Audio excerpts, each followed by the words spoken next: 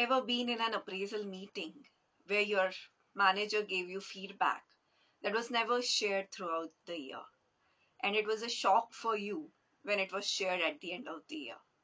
We have all been there, right? At some point or the other. Hello, my name is Pooja Nitin Purwal. I'm a career growth coach and an IT professional. So today's topic is related to feedback, the subtle art of giving and receiving feedback. And we all know to some extent why feedback is so important to all of us. But then let me give you some solid reasons so that you understand the importance of it. So, as we all know, feedback is very important for personal and professional growth. But then we are talking about constructing feedback here and not criticism, because criticism doesn't lead you anywhere. It's only constructive feedback that helps people to improve. So, let me tell you why it is important as a receiver. Number one, it helps you identify your blind spot. When we are doing some work in the same position for over a period of time, we get good at doing it and then we develop blind spots. This is when we don't understand things that we are doing wrong or things which can be done better than the way they are done today.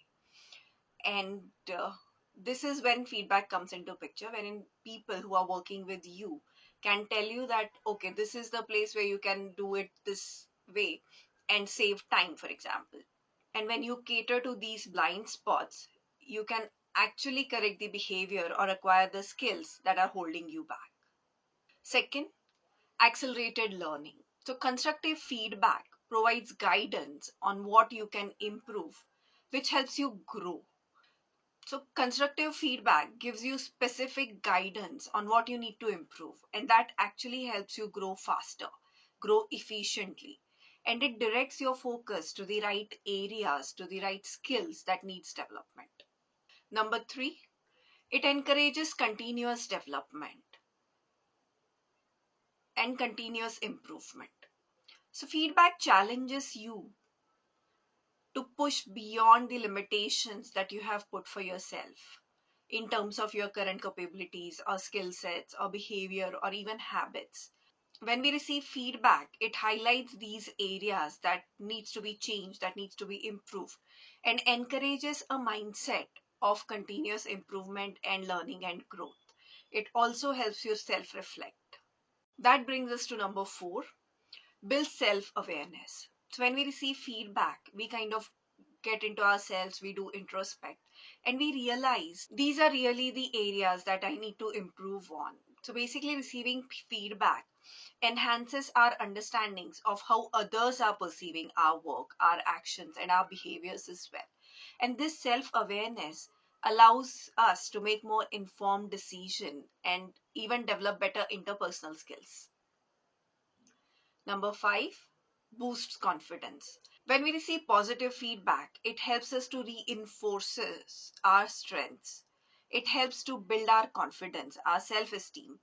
We feel more capable, we feel more competent, and this can increase the motivation and drive to succeed. These are some of the reasons for receiving the feedback. Now, let's see if you are in a leadership kind of role where you need to give feedback. Why is it important to give feedback as well? A majority of managers actually are not good at giving feedback, and that is one of the reasons that their teams doesn't grow at the rate they are supposed to be growing. So let's understand this. As a giver, the first reason to really work on giving feedback is improving your leadership and coaching skills. So, giving thoughtful, constructive feedback is critical skill for every leader, every manager. It shows that you care about the people that are working with you. You are interested in their growth, their development, their career aspirations, and it helps to build strong teams and productive work environment. Reason number two, it enhances relationships and help you build trust. So when we provide constructive feedback, it helps establish clear communication. When delivered well, it can build trust and strengthen relationships, showing that you're invested in their growth. and when they feel that you are invested in them, in their growth, you actually earn a lifetime of loyalty from these people. Number three, it improves your team's performance. Regular feedback fosters a culture of accountability and improvement. So it helps people understand where they stand and what is expected of them, leading to better performance and collaborations. Number four, clarifying expectations or setting expectation. So as a giver, feedback allows us to clearly communicate our expectation to the other person, which helps to set clear performance standards and objectives.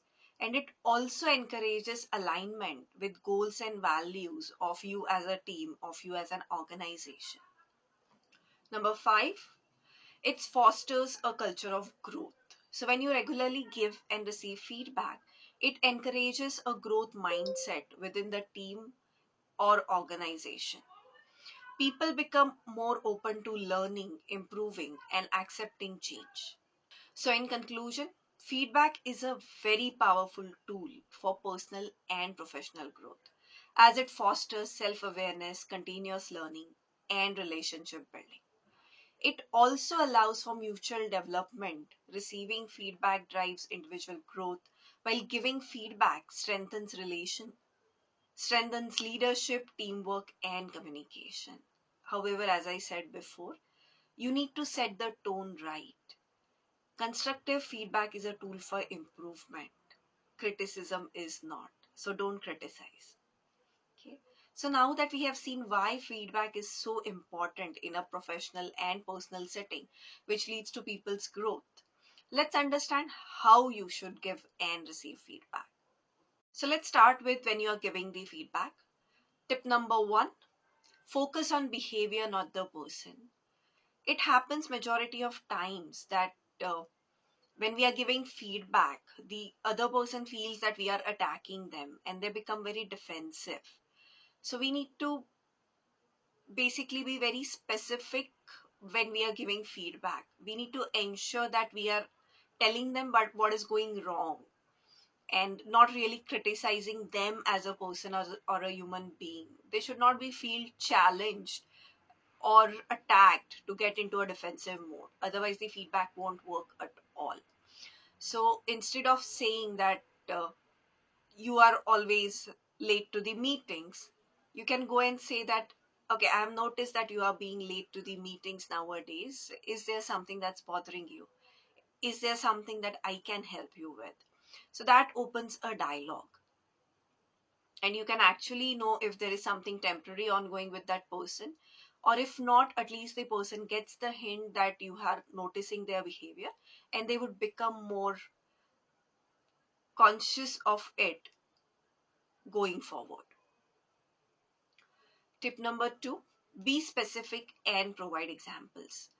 So, general feedback like do better or you are doing good doesn't really help. We need to be clear and we need to explain things with examples, especially when things needed to be changed. And this needs to be applied actually for when you are giving positive feedback as well. So when you are giving positive feedback, ensure that you are backing it up with data, with incidents, with things that the person have done really well. So instead of saying you are doing good or you have done great in past 3 months, you can actually say that, okay, the project that you have delivered last Friday have been done with zero issues, and that's really a great thing for this team. So thank you.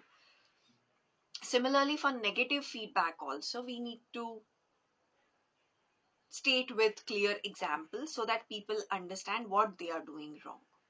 Okay, so instead of saying your last report was not good enough, you can actually say that your last report lacked data analysis. If you work on that, it could actually make your report look much good and makes you look like a good candidate for this kind of jobs. So when you explain with examples, people know what kind of behaviors are acceptable, what is it that's not acceptable, and what is it that they need to change to become better version of themselves. Tip number three, use feedback sandwich approach. And this is not really very specific to work. I actually use this a lot with my daughter as well. So start with a positive feedback, follow the constructive suggestion, and close with the encouragement or another positive feedback. So, for example, uh, I really appreciate your attention to the detail on this project. One thing that could improve it, or even better if you can do, is add summary to whatever was presented today and simplify it for clarity. Overall, great work on tackling this tough subject. So when you put it like that, uh, they are encouraged, they are motivated, and they also know what is it that they can improve on. So this works really well with children, with subordinates, with colleagues. Tip number 4, offer solutions and encourage growth. So whenever you are providing feedback which is a little bit negative or which is on the areas of improvement, always provide additional actionable steps that the recipient can follow to improve. So for example, if a person is struggling with too many meetings in their calendar, you can actually suggest that, okay, when you get so many invites during the day, just look which ones are important to you. Where is it that you can add value? And then choose the ones where your inputs would really add value. If you're not adding value, you can actually either decline them or tell them that you will attend the meeting if they need specific stuff from you. So when you give these kind of feedback, they actually understand that uh, okay, they are not doing a good time management, and these are the various ways a time management can be done. And this helps them to improve. This helps them with the struggles that they are going through day after day. So that's on giving feedback. Now let's see, how do we receive feedback. So tip number 1, be open minded and assume positive intent. Not everybody is out there to get you. Understand that feedback is there to help you, it is there to help you improve, to become better. It's not there to hurt. Tip number 1, be open minded and assume positive intent. Whenever we receive negative feedback, we usually start thinking in very negative terms about the person who is giving us the feedback.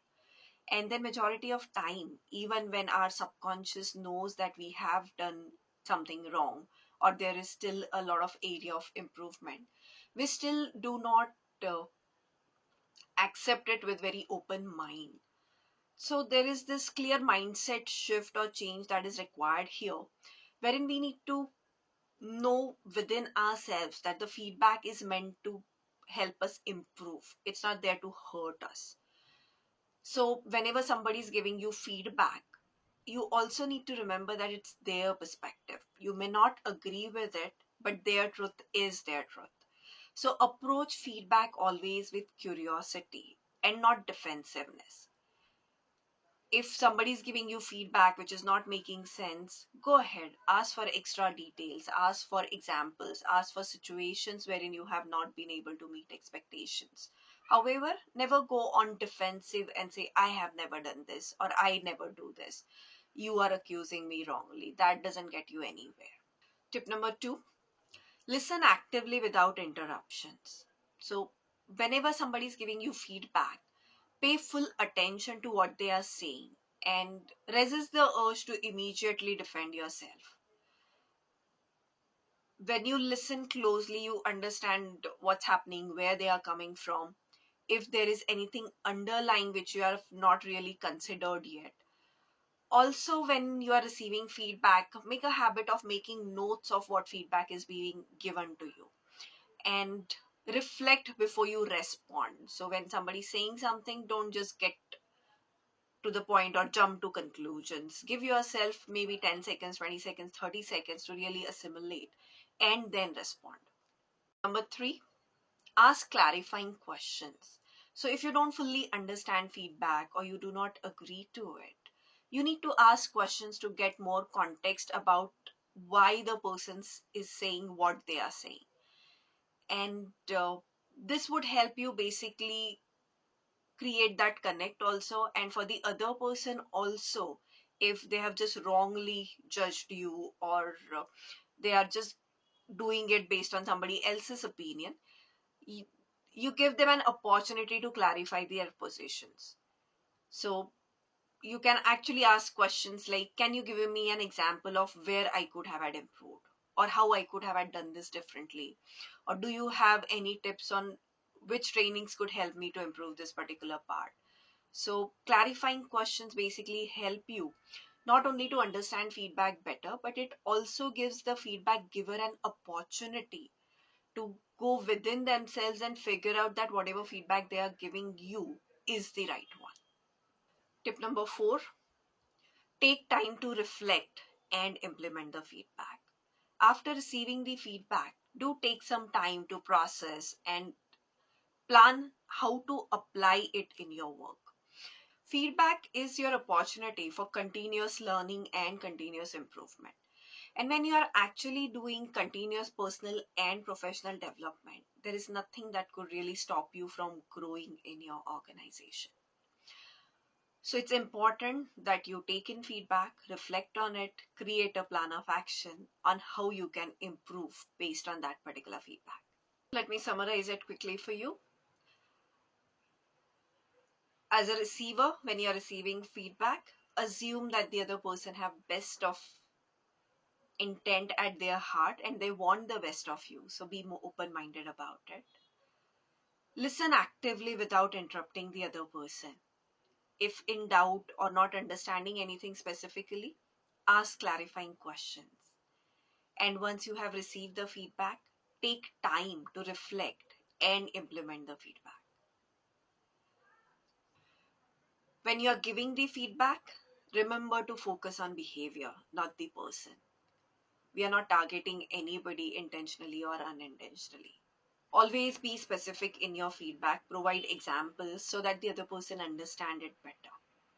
Feedback sandwich approach, so that bad news is delivered along with some good news.